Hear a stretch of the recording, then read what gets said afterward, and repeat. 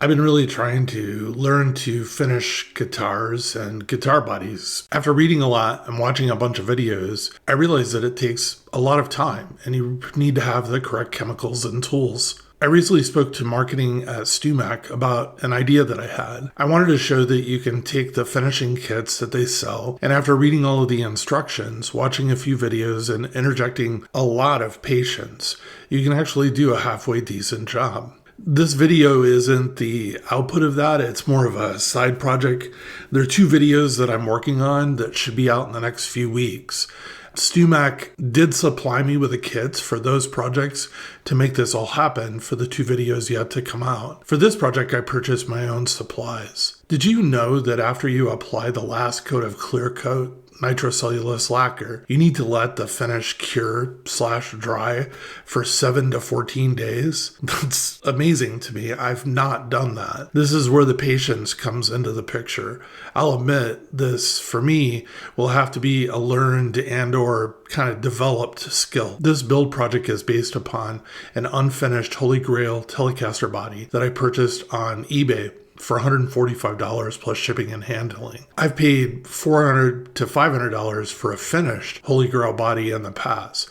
They make really some of the best bodies in the industry. Here are the specs of this body. The core wood of the body is alder. The top wood of the body is book-matched flame maple. It's a chambered body, and the body thickness is 1 3/4 inches. When I got the body, I really had a hankering to buy purple wood dye. Don't know why. I love purple guitars though, and use it on the Holy Grail body. I figured I only paid $145 for it. Hopefully it would turn out. If it didn't, it wouldn't be the end of the world. I really wanted to get going on the project so I could finish and put out as a video on the channel. So back to being in a hurry, I ordered powdered dye on Amazon in a color purple that I love the color of the dye. Here's the deal. Once I started working with this dye, I absolutely hated it. I set up outside to mix up some of the dye and start the process of staining the body. First mistake that I made is I borrowed one of my wife's Pyrex mixing cups so I could measure the dye in the water properly. And I actually mixed it in the Pyrex glass cup. When I added the water to the powder, it turned into this evil purple goop that you could probably use as some sort of industrial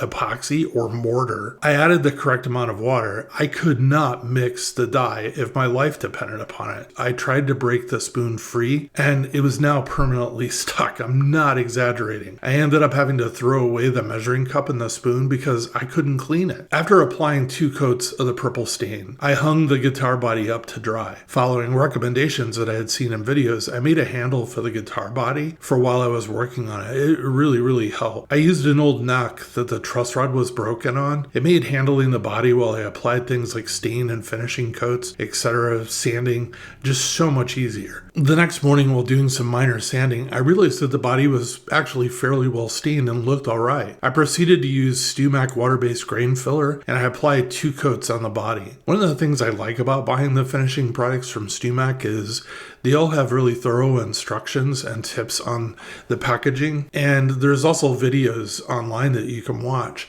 The other thing that I like is it all works. You don't have to worry about putting on something and then applying a finishing coat and having it bubble and stuff because there's some sort of chemical reaction between the two products. After letting the grain filler dry overnight, I sanded the surface down where only the grain and dings basically had grain sealer in them. I then sprayed the guitar body with several coats of Nitrocellulose Lacquer vinyl sealer to seal the stain and grain filler in place. Again, I let it dry overnight. The next day, I started to apply the Nitrocellulose Lacquer. My daily regimen was basically this: spray a coat, let it dry for a couple hours, spray another coat, let it dry for a couple hours, finally spray a final coat for the day, and let it dry for a couple hours. The next morning, I'd lightly sand with 400 grit sandpaper, and I'd start over at step 1. I did this loop of spraying, drying, and sanding for 6 days. I ended up with 18 coats of Nitrocellulose Lacquer. When I had finished applying the lacquer, I brought the body inside, and I let it dry for 12 days. They basically say 7 to 14, so I felt pretty good with 12. buffed out the body and I started the build. The rest of the build was a Player 2 Telecaster neck with the following specs. It has a neck shape of modern C, fingerboard material of rosewood, fingerboard radius of 9.5 inches or 241 millimeters. There are 22 medium jumbo frets. The scale length of the guitar with the neck installed is 25.5 inches or 64.77 centimeters. The nut material is synthetic bone, nut width of 1.650 inches or 42 millimeters. The neck finish is a satin urethane finish on the back, of which I really love, and a gloss urethane finish on the headstock. Next, I got a Mojotone solderless Tele 3-way wiring harness with 250K pots for single coil pickups and a trade recently. I've had it before, or a few of these before, and I really like them because of the little screw on instead of the little clip switches, because the screws seem to hold down on the wires so much better. Here's some of the features of the wiring harness. Like I said, it has screw down, wireless solder wire connection for easy and reliable installation. And yeah, you can do quick pickup swaps. I really recommend this wiring harness for someone who just basically wants to upgrade their guitar and doesn't have any soldering skills. It eliminates the need to solder. It's made with vintage quality USA branded components like Switchcraft, CTS, Mojotone, and others. Also, it has these two little switches. There's a tone potentiometer. It gives you, if it's on, more punch and brightness in your sound. There's also a volume mod for retaining high-end detail while rolling the volume back. I mean, amazingly, it's only $109 and it's just a drop-in component. Next, I installed a Wilkinson Telecaster bridge with 3 brass compensated saddles already installed. The price was $34. Last, I installed a set of Fender Pure Vintage 64 Telecaster pickups. These are my current go-to set of Telecaster pickups. I absolutely love them. Here are the specifications. They have enamel-coated magnet wire, Alnico 5 magnets, staggered bridge pickup pole pieces, copper shielding plate on the bridge pickup, which is great because you